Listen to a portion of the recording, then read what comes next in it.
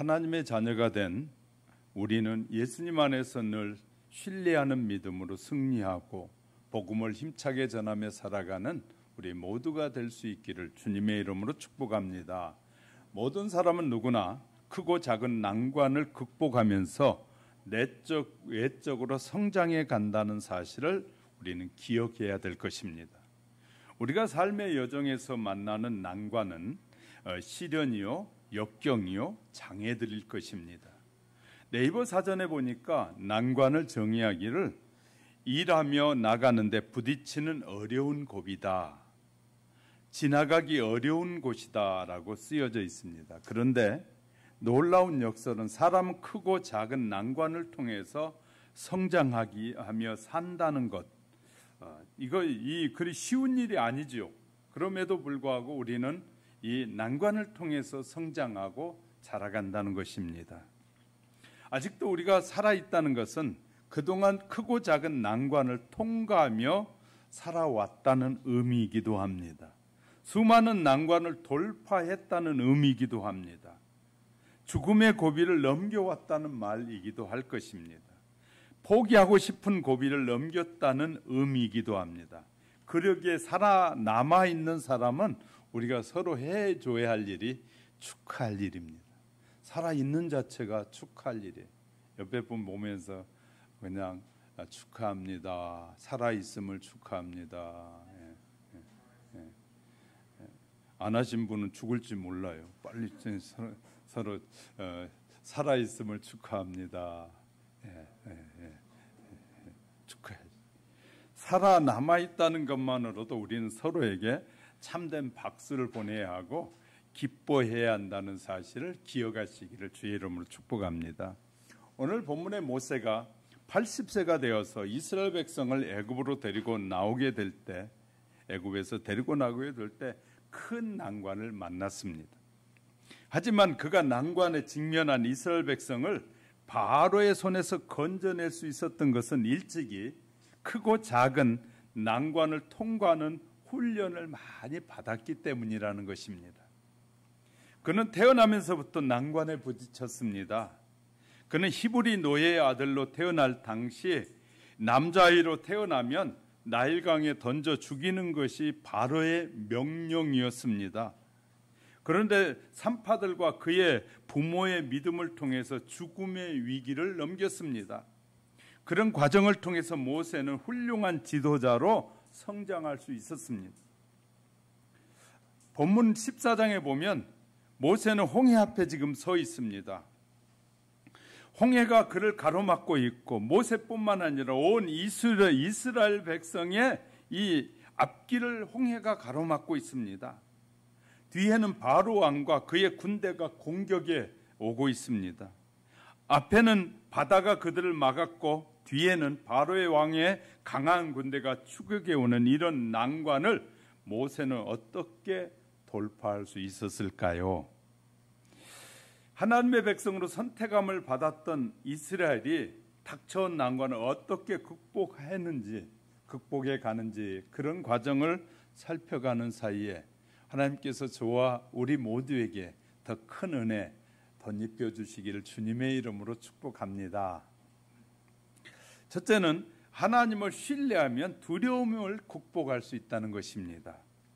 하나님은 모세를 홍해 앞에 세우기까지 크고 작은 난관을 통과하게 하셨습니다. 어린 양의 피를 통해서 출애굽을 시작한 이스라엘 백성 앞에 큰 난관이 기다리고 있습니다. 그것은 바로 홍해였습니다. 하나님이 이스라엘 백성에게 명하여 바닷가에 장막을 치게 하셨어요. 출애굽기 우리가 읽었던 본문보다 좀 앞에 1절 2절에 가보면 여호와께서 모세에게 말씀하여 이르시되 이스라엘 자손에게 명령하여 돌이켜 바다와 믹돌 사이에 비아히롯 앞 곧 바알스본 맞은편 바닷가에 장막을 치게 하라. 바닷가에 장막을 친다는 것은 매우 위험한 것이라는 겁니다. 만약에 애국 군대가 추격해 오면 바닷가에서 몰살을 당할 수 있기 때문인 것입니다. 그들은 400년 동안 바로 왕 앞에서 이 종살이하며 살았던 사람들이고 노예들이지 않았습니까? 전쟁 경험이 전혀 없고 전쟁을 하려고 해도 창과 검이 전혀 무기가 없는 사람들이었습니다. 만약 전쟁을 포기한다면 도망가야 하는데 바다가 앞을 진을 치고 있고 그것은 정말 진퇴양난인 상황입니다. 그들에게 바다가 있는 것도 아니고 배가 있는 것도 아니고 정말로 꼼짝없는 상황으로 들어가 있는 것입니다. 앞에는 홍해바다에 뒤에는 바로 왕과 군대가 추격해 오는 상황에 들어와 있는 것입니다. 큰 난관을 직면하였는데 14장 4절에는 내가 바로의 마음을 완악하게 한즉 바로가 그들의 뒤를 따르리니 내가 그와 그의 온 군대로 말미암아 영광을 얻어 애굽 사람들이 나를 여호와인 줄 알게 하리라 하시매 무리가 그대로 행하니라 라고 쓰고 있어요. 하나님의 말씀하신 대로 백성은 이 홍해 바닷가에 장막을 쳤고 바로가 추격해 오는 상황에서 모세는 어떻게 이런 난관을 돌파할 수 있었을까요? 우리는 그것을 배우게 될 것입니다. 이스라엘 백성은 진퇴양난의 이 벽 앞에서 눈을 들어 하나님을 바라보아야 하는데 환경을 바라보았고 사람을 바라보았습니다.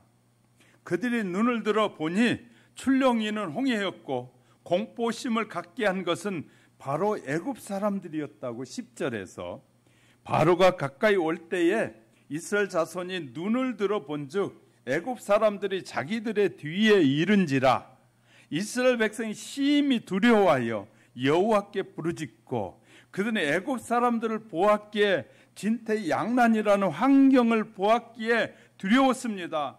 어려운 일을 당할 때 이 어려운 일만 바라보면 좌절하게 됩니다. 우리를 괴롭게 하는 사람들만 바라보면 낙심하고 두려워합니다. 진퇴양난의 벽을 만났을 때 우리는 잠시 눈을 들어서 하나님을 바라보아야 한다는 것입니다. 모세는 그런 것을 적으로 인식하고 그는 눈을 들어서 하나님을 바라보았어요. 그러나 이스라엘 백성들에게 하나님을 바라보라고 그리고 외칩니다. 하나님이 이루시는 구원을 보라고 외치는데 13절에 보세요. 모세가 백성에게 이르되 너희는 두려워하지 말고 가만히 서서 여호와께서 오늘 너희를 위하여 행하신 구원을 보라. 너희가 오늘 본 애굽 사람은 영원히 다시 보지 못하리라. 여호와께서 오늘 너희를 위하여 행하신 구원을 보라는 것이죠. 이것이 모세가 하나님 앞에 드리는 기도였어요. 모세가 하나님 앞에 엎드려 기도하니까 하나님께서 모세에게 보여준 것은 하나님이 기적을 행하실 것을 보라는 것이었어요. 우리가 하나님을 바라보면 하나님이 우리에게 말씀하실 것입니다. 우리가 하나님에게 기도하면 하나님께서 우리에게 응답하실 것입니다. 그래서 하나님께 기도하던 모세는 하나님께 응답을 받았다고 말하고 있는 것이에요.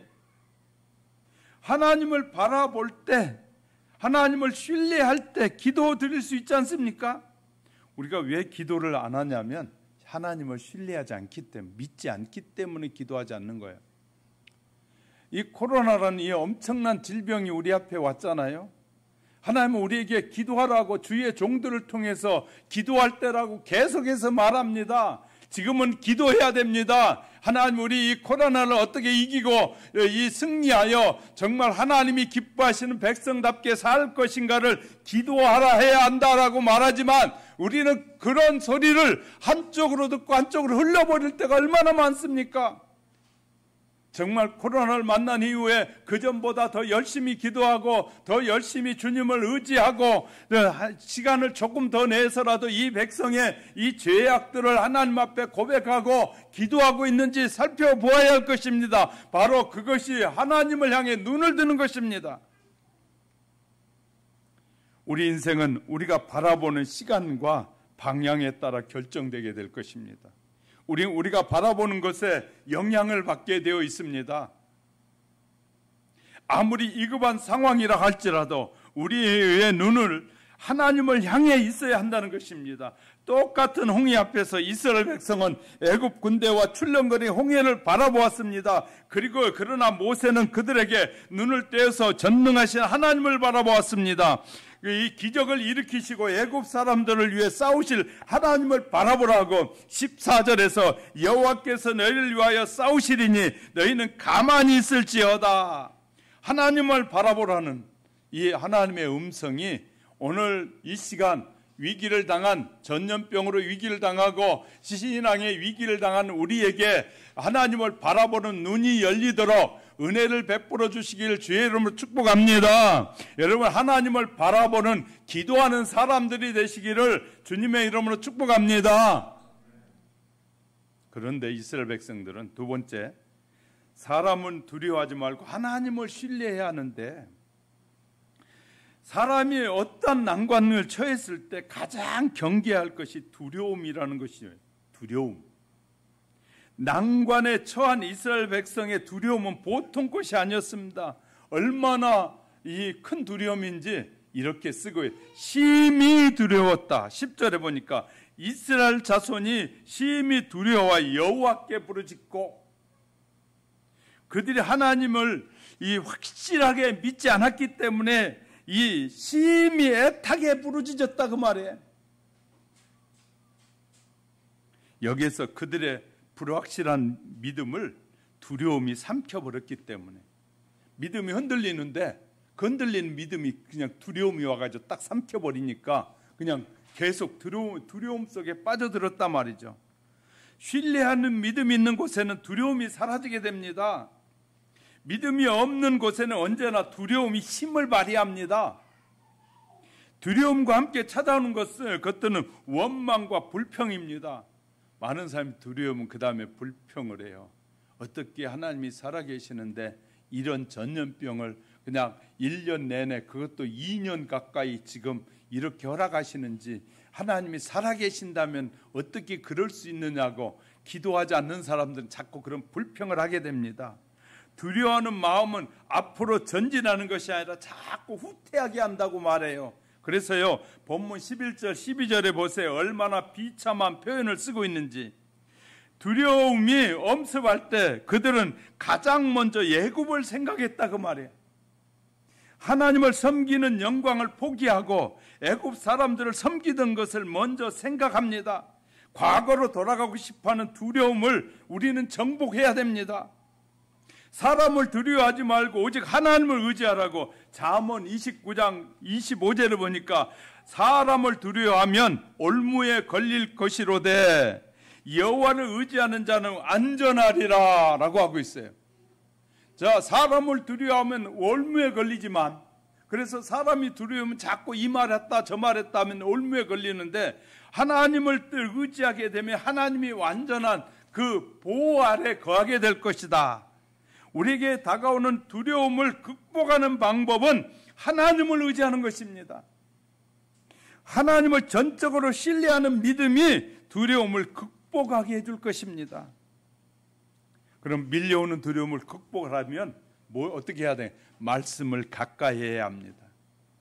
하나님의 말씀과 접촉하게 될 때 말씀이 나에게 일어난 이 두려움을 극복할 수 있는 능력을 주는 것입니다. 말씀은 하나님의 능력을 가지고 담고 있습니다. 그런 까닭에 말씀과 접촉하는 순간에 믿음이 자라고 능력이 임하게 되는 것이에요. 그래, 우리의 믿음이 커지면, 믿음이 이렇게 커지면 어떤 두려움도 염려도 걱정도 다 사라지게 되는 것이에요. 그래서 우리 하나님의 말씀을 가까이 해야 됩니다. 두려울 때. 또 두려움을 극복하기 위해서는 사랑해야 됩니다. 하나님의 사랑과 이웃 사랑. 사랑은 모든 두려움을 물리칩니다. 그래서 부모님들의 사랑은 자녀를 불덩이에서도 건져내잖아요. 왜? 불구덩이도 자녀가 거기 있을 때 뛰어들어갈 수 있는 것은 사랑 때문이거든요. 사랑 때문. 그래서 사랑은 모든 두려움을 극복하는 것입니다. 그래서 하나님의 사랑을 믿고 하나님의 사랑 안에 살면 두려움에서 자유하게 될 것입니다. 세 번째, 두려움을 극복하기 위해서는 사명의식이 있어야 됩니다. 사명감이 투철한 사람은 극복해냅니다. 모세는 사명을 받았기 때문에 모든 두려움을 극복할 수 있었습니다. 사도 바울은 자신에게 맡겨진 이 사명을 위해서 자기의 생명도 조금도 귀히 여기지 않았습니다. 죽음을 초월한 것입니다. 두려움을 정복하기 위해서는 하나님만을 신뢰하기 위해서 단호한 용기가 필요한 것입니다. 하나님이 귀히 쓰는 사람들은 두려움을 정복했고 하나님을 신뢰했던 사람들입니다. 그들은 두려움을 극복하고 하나님을 신뢰하는 믿음으로 승리하게 됐어요. 그래서 이사야 선지자는 이사야 12장 2절에 보니까 이렇게 썼어요. 보라, 하나님은 나의 구원이시라. 내가 의뢰하고 두려움이 없으리니 주 여호와는 나의 힘이시며 나의 노래시며 나의 구원이시라. 이렇게 고백하고 있어요. 뿐만 아니라 다윗도 시편 56편 3절 4절에서 내가 두려워하는 날에는 내가 주를 의지하리이다. 내가 하나님을 의지하고 그 말씀을 찬송하올지라. 내가 하나님을 의지하였은즉 두려워하지 아니하리니 혈육을 가진 사람이 내게 어찌하리요. 하나님의 약속을 생각하며 의지하고 믿고 찬양하겠다고 고백하고 있는 것이에요. 두려움이 올 때 제가 여러분에게 간증도 했던 것 같아요. 캄캄한 밤에 제가 분당 정자동에 그 시골에 살 때, 개발되기 전에 11시에 차가 지나고 나면 캄캄하고 동네로 들어가기 전에 이 공동묘지들이 있어서 수많은 묘지들 1m 옆으로 묘지들이 쓰여 있는 그 공동묘지 옆으로 지나가야 하는데 거기는 오솔길이고 논이 있는 길이고 그런 길을 지나가야 한다고 밤에는 여우가 울고 그런 밤을 지날 때 예수를 내가 어려서부터 믿었다고 하는데 두려움이 밀려는 왜? 수많은 지금까지 우리에게 들려온 경험들, 들려왔던 것들이 뭐냐면 밤에는 뭐가 있다? 귀신이 있다. 그리고 가끔 이 공동묘지 관이 버떡 일어선다. 그런 얘기들을 수도 없이 들어왔잖아요. 그때 나이가 20살인데도 불구하고 청년이 됐음에도 불구하고 그 길을 가기에 두려움. 그 순간에 저에게 스쳐오는 말씀이 있었어요. 찬양하라는 말이 내 마음을 싹 스쳤어요. 그 순간 찬양을 부르면서 한 15분의 길을 걸어가는데 모든 두려움과 염려가 다 사라져버렸어요. 찬양하고 가는데 관이 일어선다고 일어서라. 두려움이 없어졌어요. 귀신아 나와라. 나와 함께 하시는 하나님이 계신다는 믿음이 생기니까 모든 염려 두려움이 다 사라지더라. 그 다음에는요, 밤에 11시 12시에도 우리 기숙사 창문 열면 5m 뒤에 묘가 있어요. 캄캄한 밤에도 가서 묘를 등지고 참 시원해. 거기 가면 조용하고 좋아. 묵상하기도 좋아. 이제는 세상에 우리가 그래서 담력 훈련을 수련회 옛날에 다니면서 참 많이 했거든요. 담력 훈련하러 가면 수련회 가서 하면 이 묘지 앞에 말뚝 박고 오기 하잖아요. 2명씩 짝을 지어가고 한 사람씩 갔다 오고. 어떤 사람은 가서 말뚝을 받고 돌아서는데 귀신이 자기를 사로잡아가지고 그곳에 기절해 버렸어요. 나중에 알고 봤더니 가보니까 기절해 있는 데 가보니까 두려워서 박다 보니까 자기 옷을 박은 거예요. 그런데 돌아서니까 자기 옷이 기둥에 밟힌 기둥에 걸려가지고 땡기니까 귀신이 땡기다고 자기가 기절해 버린 거예요. 그러니까 우리가 웃지 못할 일들이 얼마나 많이 경험되어진지 몰라요. 두려움은 우리에게 엄청난 공포를 가져다 주게 되는 거예요. 그런데 찬양했더니 하나님 위로부터 내린 평안이 쫙 우리 마음을 사로잡는데 두려움이 없어지게 됩니다. 이런 어려움의 때 수많은 사람이 두려워하고 염려하잖아요. 그때 하나님이 여기 계신다. 주님을 믿으십시오. 주님은 당신의 두려움을 극복하게 해주실 것입니다. 너무너무 복음을 전해야 될 좋은 기회인데 우리도 두려워가지고, 예수 믿는 사람도 두려워가지고 그냥 병 걸릴까 봐 자기도 꽁꽁 숨어가지고 말도 못하고 마스크 하고 가서 복음을 전하고 1대1로 만나서 부지런히 복음을 전하고 뛰어앉아서 전하면 되잖아요. 그거 못해가지고 목사님 신방도 오지 말라고 그러고 별 사람 다 있다는 거예요. 그러니까 얼마나 두려우면 그 교회를, 가정을 신방해야 될 신방도 받지 않고 그냥 두려움에 떨고 있는 그런 신자들이 많다는 거예요. 세상에 뭐가 그리 코로나가 대단하다고 그렇게 두려워하십니까? 우리는 담대하게 예수 그리스도를 믿, 오늘 죽으나 내일 죽으나 시간적인 차이일 뿐이지 죽고 사는 것은 하나님께 달려 있어요.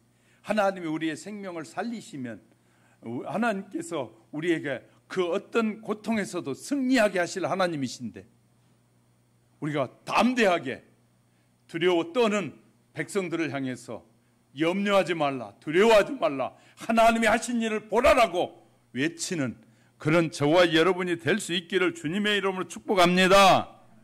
세 번째, 평정심을 가지고 기도하면 축복이 오게 됩니다.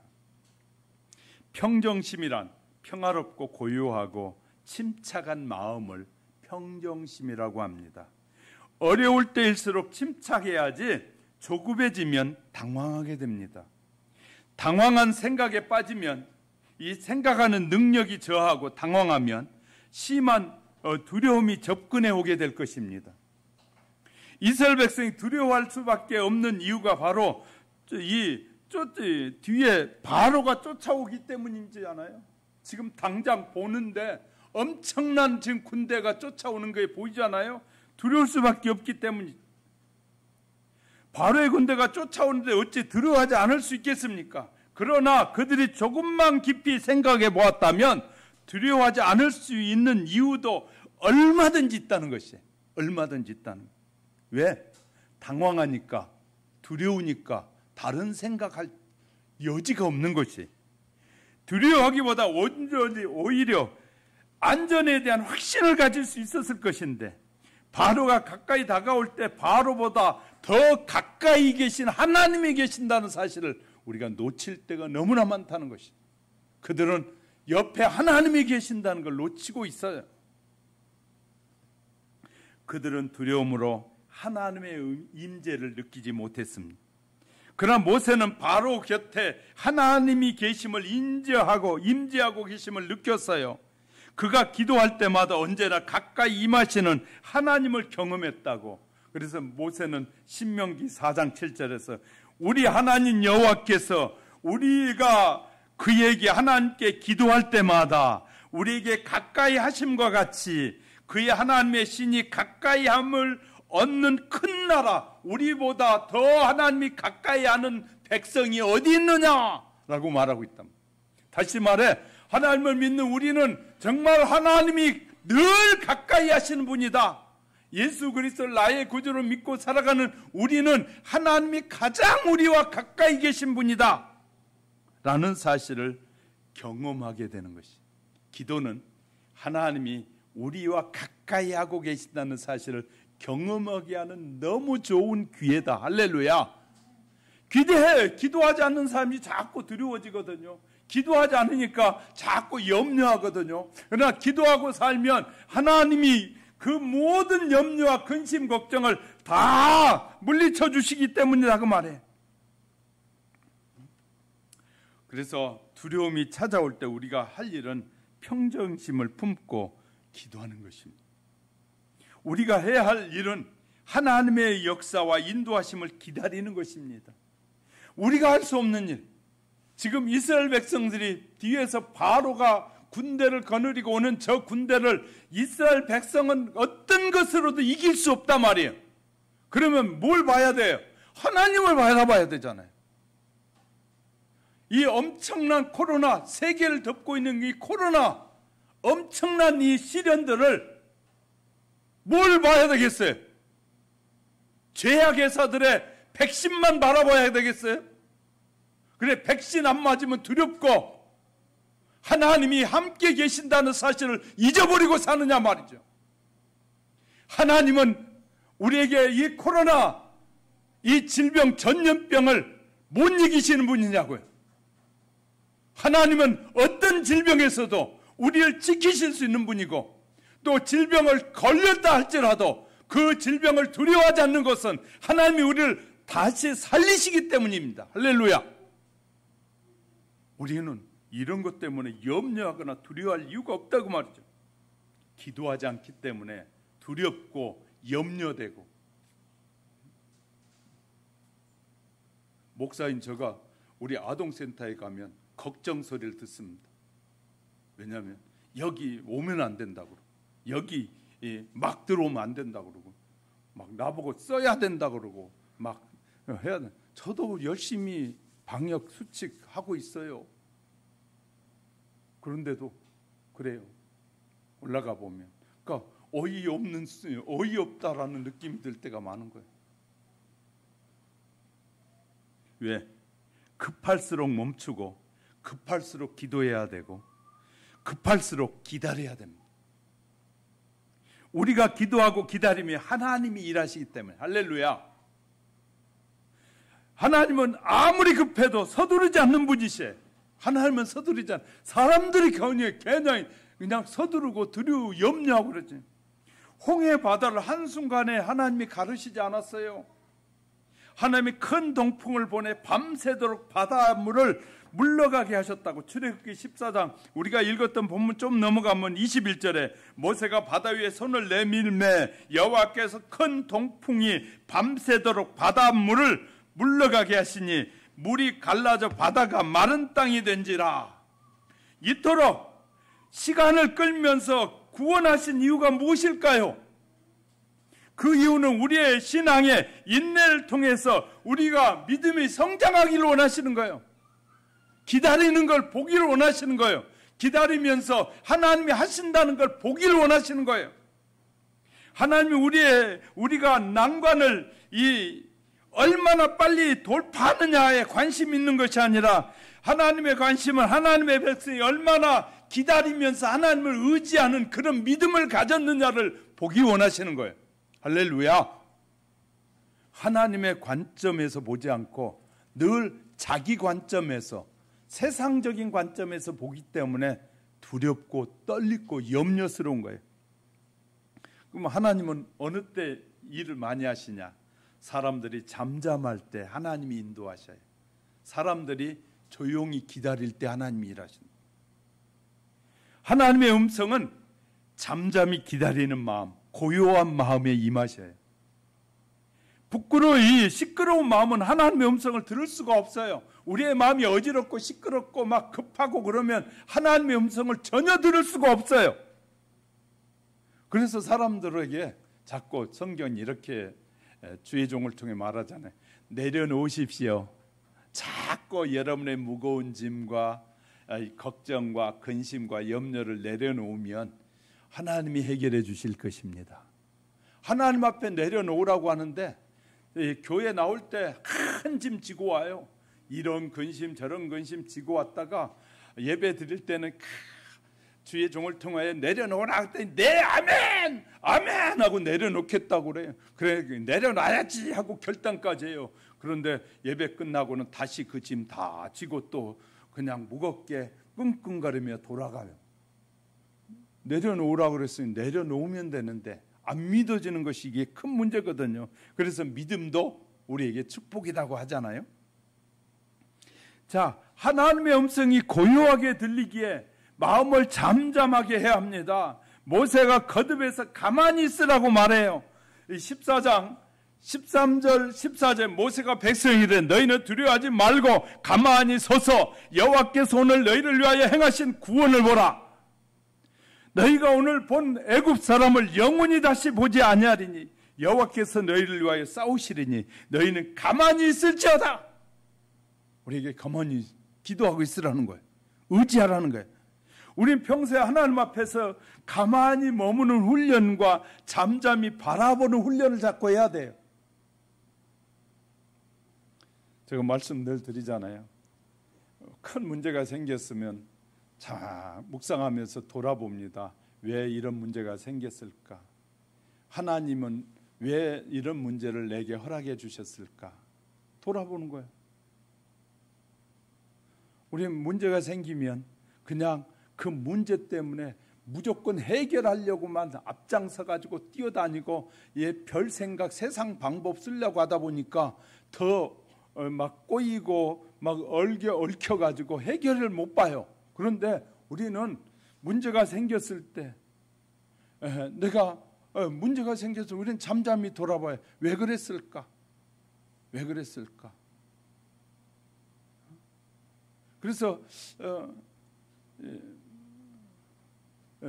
목사들은 저기 병원 신방 가는 게 참 좋아요. 이 사고를 당한 사람 입장은 매우 고통스럽지만 이 목사가 가면 이 사고를 당한 후에 깨닫고 하는 말이 있어요. 목사님 이제 깨달았어요. 깨달았대. 사고 나기 전에 깨닫고 사고 나기 전에 묵상하고 그랬으면 얼마나 좋겠어요. 그런데 사고 나서 깨지고 터진 다음에야 목사님 이제 가만히 생각해 보니까 내가 그 믿음을 잘 못 사는 것 같아요 하고 고백해요. 그러니까 이 병원 신방하는 게 참 재미난 거예요. 목사는 가면. 왜? 얼마나 스스로 깨달았는지 들으러 가는 것이니까. 그러니까 우리는 늘 잠잠히 문제가 일어나기 전에 돌아봐야 돼. 시험을 봐서 시험에 떨어졌어요. 왜 떨어졌는지 잠잠히 생각하면서 하나님 앞에 물어. 왜 내가 떨어졌나요? 그러면 이유를 가르쳐 주시고 말씀하셔요. 내가 사기를 당했어요. 왜 상의를 당했는지 곰곰이 묵상하면서 주님 앞에 물어봐요. 내가 사기를 당했는데 많은 손해를 봤어요. 이것이 무엇 때문일까요? 주님이 내가 나하고 상의하지도 않았고 내 혼자 돈 벌겠다고 했고 욕심을 부렸고 이런 것들을 다 가르쳐 주셔야 하나님. 근데 그런 그 잠잠함이 없으면 왜 이런 일이 일어났는지 전혀 말씀하지 않아요. 말씀하지 않아요. 그러니까 깨닫지 못하게 되는 것이. 부부싸움을 해가지고 이혼하는 대부분의 수많은 사람들이 이혼하는 사람들이 다 서로 탓하지 자기 탓하는 사람이 없어요. 남 탓만 해요. 그리고 남 탓하다가 헤어져요. 그러면 그 말 속에는 나는 다 옳은데 저 사람이 잘못했다는 거예요. 나는 전부 하자가 없고 문제가 없는데 저 사람이 문제라는 거예요. 수많은 텔레비전에서 가정법원에서 이혼하고 가정법원에 중재하고 막 하는 걸 방영에 보여주잖아요. 그럴 때마다 보면 끝까지 자기는 고집 부리지 고집을 내려놓을 수 없다는 거예요. 고집을 내려놓지 못한다는 것은 그 고집 때문에 지금 무너지고 있는 거, 망하고 있는 거거든.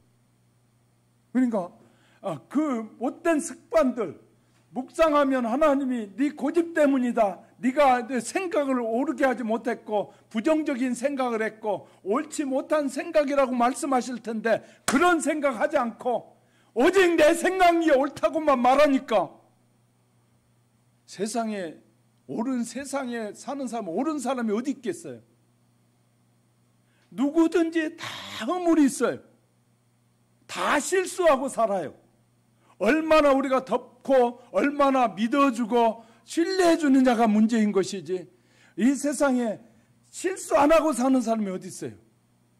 자기 생각에는 자기는 실수 안 한다고 말하는데 다른 사람이 볼 때는 얼마든지 저 사람이 실수하는 게 수도 없이 보여요. 말하지 않을 뿐이지.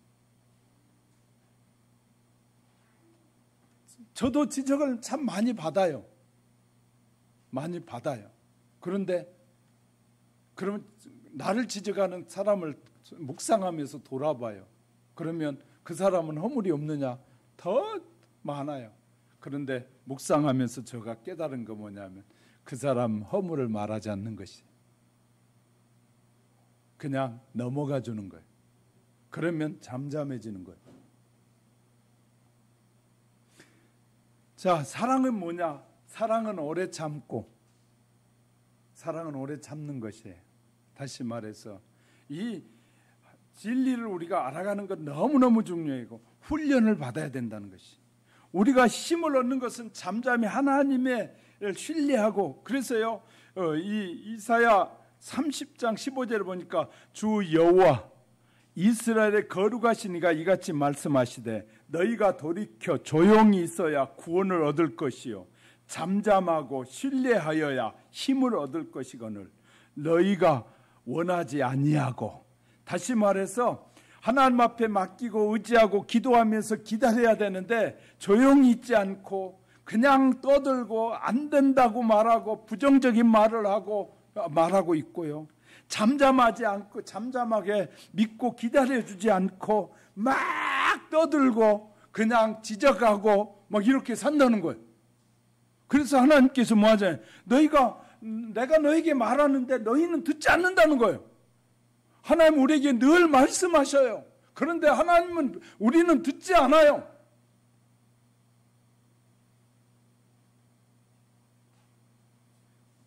어떤 목사님이 목사님들 그 모임 SNS 이렇게 띄었어요.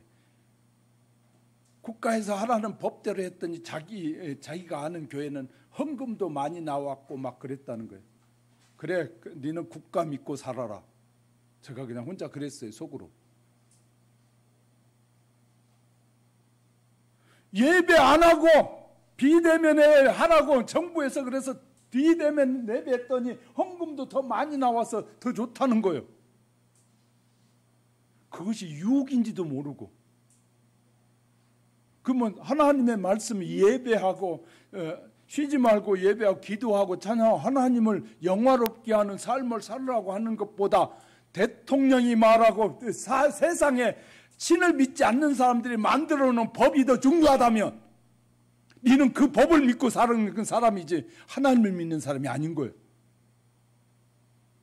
당장의 뭐 때문에, 당장에 보이는 것 때문에 하나님의 약속을 믿지 않는 것은 얼마나 어리석은 것인지 몰라요. 하나님을 믿는 사람은 말씀을 잘 보세요. 믿는다는 것은 그냥 입으로 믿습니다 한다고 믿는 것이 아니라 믿는다면 그 말씀대로 사는 것이에요. 그 말씀을 신뢰하는 것이에요. 하나님께서 사용하신 인물들은 한결같이 잠잠히 기다리는 훈련을 받은 사람들이었어요.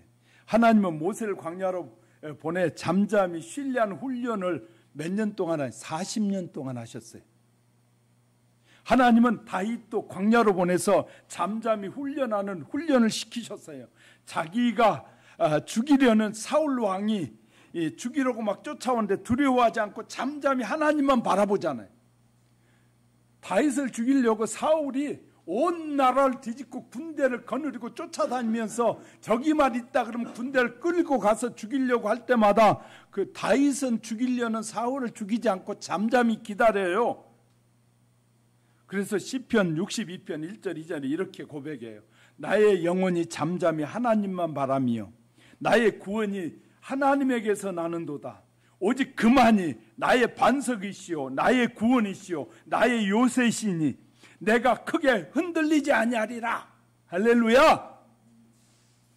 이렇게 고백하고 있잖아요. 아무리 상황이 급박할 때라도 잠잠히 하나님을 바라보라는 것이에요. 그때 하나님의 인도를 받게 됩니다. 잠잠히 하나님께서 하시리라는 믿음을 갖고 앞으로 한 걸음씩 나가라는 것입니다. 모세가 지팡이를 들고 이 바다 위에 내밀 때 그것이 갈라지게 하리라고 말씀하셨잖아요. 그리고 이스라엘 자손이 바다 가운데 마른 땅으로 행하라고 이 말씀하시잖아요. 하나님이 이스라엘 백성에게 왜 그럼 한 걸음씩 가라고 하시는 것일까? 왜 모세에게 지팡이를 들고 손을 바다 위로 내밀어 그것을 갈라지게 하라 하셨을까요? 바로 그 과정을 통해서 하나님을 전적으로 의지하고 그런 신뢰하는 법을 가르치는 것이에요. 신뢰하는 것이. 모세의 손에 있는 지팡이가 보잘것없어 보이지만 그 보잘것 없는 것도 아닙니다. 하나님의 손에 있는 것은 이 요거 하나만 하더라도 절 보세요. 요거 하나가 얼마나 능력 있는 줄 아세요? 요거 누르면 꺼져요. 이거 딱 키면 그냥 텔레비전에 별거 다 나와요. 능력이에요. 보잘것없는 것 같지만 굉장한 능력이에요.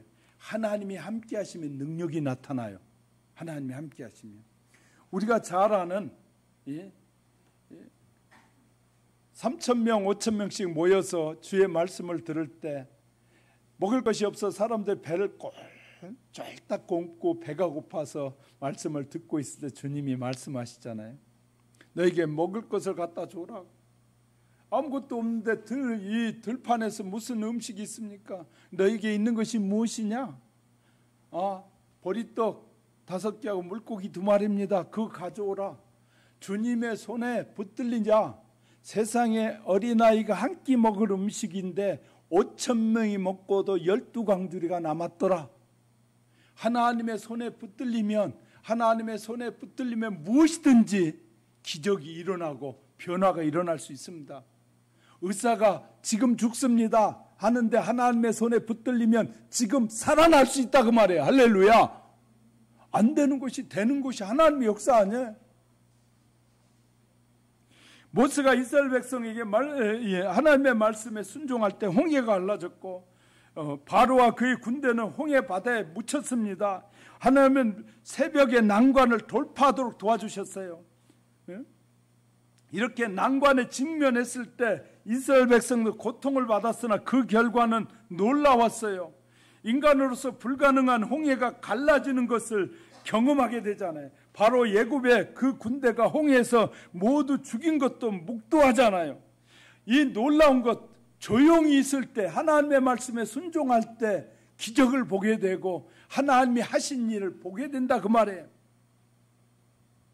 그 놀라운 것은 하나님은 그런 이런 난관만 주시는 하나님이 아니라 난감을 통해서 이 난관을 통해서 하나님은 축복하시는 하나님이라는 사실을 기억하시기 바랍니다. 그러면 그런 내용이 성경에 있을까요? 없을까요? 보실래요? 난관을 돌파하니 집안이 흥왕해졌어요.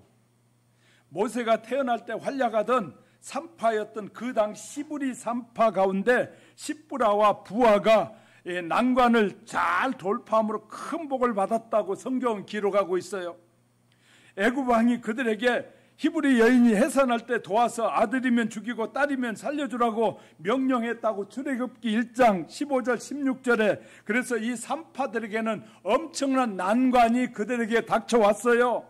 왜냐하면 히브리 민족이 갈수록 숫자가 많아졌고 히브리 여인의 해산을 도울 때 아들은 죽여야 하는데 그렇지 않으면 애굽 왕에 의해서 자기들이 죽임을 당할 수밖에 없어요. 그러나 산파들이 애굽 왕보다 하나님을 두려워하여 왕명을 어기고 남자들을 이 17절에 그러니까 1장 17절에 살려줬어요. 그들은 하나님의 뜻대로 쫓았어요. 하나님의 뜻대로. 그 결과 하나님이 그들을 보호해 주셨고 은혜를 베풀어 주셨고 집안이 흥왕하게 됐다고 1장 20절 21절에 이렇게 기록되어 있어요. 하나님이 그 산파들에게 은혜를 베푸시니 그 백성은 번성하고 매우 강하여지니라. 그 산파들은 하나님을 경외하였으므로 하나님이 그들이 집안을 흥왕하게 하신지라. 우리에게 난관이 있고 문제가 있을 때 하나님 우리를 축복하시려고 난관을 주시는데 믿음으로 돌파하고 믿음으로 이기고 나면 하나님의 축복이 우리에게 주어진다고 약속하고 있어요. 할렐루야. 상상을 초월한 복을 받게 되는데 얼굴 들고 절 보세요. 모세가 태어날 때 이 무렵에 바로 왕이 히브리 노예들에게 이렇게 명령을 해요. 히브리서 출애굽기 1장 22절에 자 뭐라고 하느냐? 그러므로 바로가 그 모든 백성의 명령에 이르되 아들이 태어나거든 너희는 그를 날강에 던지고 딸이거든 살려두라 하셨어요. 그런데 레위 가정 중에서 이 레위 여자와 결혼하여 출산해 보니 아들을 낳았어요. 그런데 그 난관을 만났는데 바로의 명을 따르면 아들을 나일강에 던져 죽여야 하고 만일 살려주 발각되면 온 가족이 죽임을 당해야만 했어요. 하지만 아들을 보는 순간에 아름다움을 보고 석 달 동안 그를 숨겼다고 출애굽기 2장 1절 2절에서 기록하고 있어요. 부모가 모세를 보는 순간 비범한 아이라는 사실을 알게 돼요.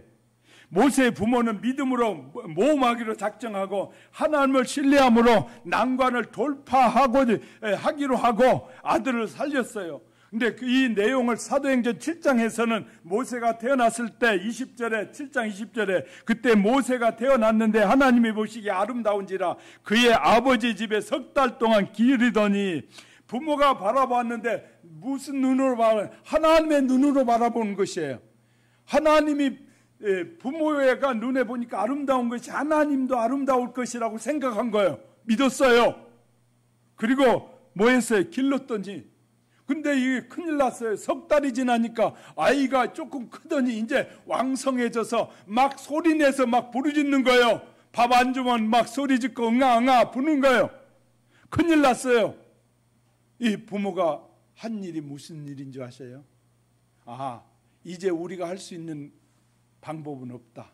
그래서 하나님 앞에 맡기자 하고 갈대를 만들어가지고 그것을 요단강 갈대 사이에다 띄우려고 갖다 놓으면서 그것을 누가 쳐다보면 누이였던 미리암이 쳐다보고 있었어요. 자, 이제 하나님 앞에 맡겨졌어요. 모세의 생명은 나일강에 이제 띄웠어요. 하나님 앞에 맡겼어요. 그 순간 바로의 공주의 딸이 나타났어요. 그래서 아이가 갈대 상자가 있으니까 열어보라고 하니까 열어봤더니 아이가 그 순간에 우는데 바로의 공주의 딸의 마음에 불쌍한 마음이 든 거예요. 이 아이는 내가 키워야겠다라는 마음을 부어주신 거예요. 그 순간에 미리암이 쪼르르 달려와서 하는 말이 이 아이를 위해서 보물을 준비해 드릴까요? 그러잖아요. 그런데 놀라운 것은 그 말은 히브리 아이임을 알았어요. 공주가. 그런데도 불구하고 그래라 데려와라고 하잖아요. 근데 모세를 키우는데 그의 부모가 놀라운 것은 공주로부터 자기 아이를 기르면서 공주로부터 돈을 받아 아이를 키우는 돈을 받아. 이것도 복 아니겠어요? 그죠? 나는 아이를 키우는데 그 공주는 나한테 아이를 키우는 많은 돈을 주는 거예요. 놀라운 축복이에요. 우린 축복하면 자꾸 이상한 생각만 물질에만 자꾸 집착하는데 하나님이 돌보시는 것도 축복이고 함께 하신 것도 축복이고 우리를 지키고 보호하는 것도 축복이에요. 할렐루야. 이렇게 되더니 나중에 모세가 또 놀라운 축복은 뭐냐면 그의 백성을 인도하는 거예요. 백성을 인도하기 전에 보세요. 놀라운 일이 발견되는데 하나님께서 모세를 애굽에 있는 이스라엘 백성을 구원하는 일에 가라고 말씀하시잖아요. 갔는데 또 난관이 있어. 애굽의 바로는 안 보내줘요. 근데 하나님께서 모세에게 기도할 때마다 말씀하셔요. 걱정하지 마라. 이번에는 내가 이런 재앙을 내리리라. 이 9가지 재앙을 내려도 이 바로가 들을 것 같다 안 듣고 들을 것 같다 안 듣고 자꾸 바뀌어요. 하나님이 모세에게 또 말씀해 이번에 재앙을 내리면 바로가 보낼 것이다. 모세가 어떻게 알았어요? 기도하니까 알아요. 내가 여러분에게 이런 난관에서 승리할 수 있다고 모세를 통해서 말씀하신 하나님의 음성을 내가 듣고 나는 여러분에게 전해주는 거예요. 난관을 극복하라고요. 자, 이스라엘 백성을 건져내는데 어떻게 건져내는 줄 아십니까? 그냥 건져내지 않아요. 이스라엘 백성들이 자유를 얻는데 어린 양의 피가 뿌려지는 것이에요. 어린 양의 피가. 각 가정마다 한 마리씩 잡아가지고 각 가정마다 어린 양의 한 마리씩 잡아가지고 그 어린 양의 피를 문설주에 바른 집마다 천사가 지나가면서 심판을 면하더라. 넘어가리라. 그래서 유월절이 생겼어요. 그 유월절은 예수 그리스도를 예표하고 있어요. 마지막 때 예수 그리스도가 온 백성을 위해서 그 십자가에서 피를 흘리심으로 온 백성이 살아나게 될 것을 약속하고 있는 거예요. 할렐루야. 사랑하는 성도 여러분, 우리의 난관은 어려움이 아니라 우리에게 하나님이 주신 축복이고 우리의 믿음을 성숙하게 하라는 하나님의 말씀이셔. 우리가 이런 코로나 난관을 당했어요. 이스라엘 백성은 하나님 앞에 맡기고 기도하면서 기다리면서 해결했어요. 저와 여러분도 기도하면서 열심히 복음을 전하면서 주님 기다리시면 주님께서 이 일을 통해서 이루실 일이 끝나게 되면 또 하나님께서 놀라운 일을 이루실 줄 믿으시면 아멘. 우리 하영교회 성도 여러분, 이 이스라엘 백성이 약속하신 하나님은 우리에게도 약속하고 계신다는 사실을 믿으시기 바랍니다. 예수 그리스도를 통하여 우리를 구원하신 그 하나님께서 우리를 영원한 생명으로 인도하시기 위해서 십자가에서 물과 피를 아낌없이 쏟으셨던 그 주님을 믿음으로 말미암아 늘 기도하면서 늘 나 구원받는 것에 만족하지 말고 수많은 영혼들이 구원함을 얻기 위해서 복음을 전하고 저들을 구원해달라고 기도하면서 하나님의 뜻이 이 일을 통하여 온천하에 알려지고 하나님만이 유일하신 신이심을, 하나님만이 이 질병에서, 이 코로나의 질병에서 건질 수 있는 분이라는 사실을 온천하에 증거하는 우리 모두가 될 수 있기를 주님의 이름으로 축복합니다. 축복합니다. 기도하겠습니다.